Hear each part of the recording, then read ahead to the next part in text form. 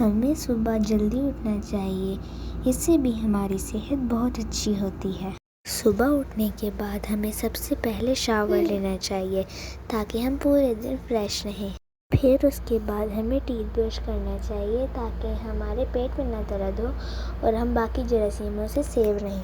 اور ہمیں 2 time teeth brush کرنے چاہیے، ایک صبح اور ایک رات کو سونے سے پہلے۔ ہمیں اپنے بالوں کو پیارا بنانے کے لیے انہیں روز کنگھی کرنا پڑے گا تاکہ ہمارے بال سلجھے رہیں۔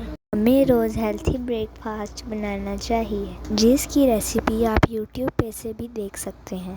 اور ہاں، واک کو بھی اپنی زندگی کا حصہ بنا لیجیے جس سے ہم سست نہیں ہوں گے۔ اور ہمیں سٹوریز پڑھتی رہنی چاہیے تاکہ ہمارا برین ایکٹیو ہو۔ تو جب ہمارا برین ایکٹیو ہوگا تو ہم ہر کام اچھے سے کر لیں گے۔ بچوں، اپنی گڈ ہیبٹس اپنی لائف میں شامل کر دیجیے۔ Bye bye.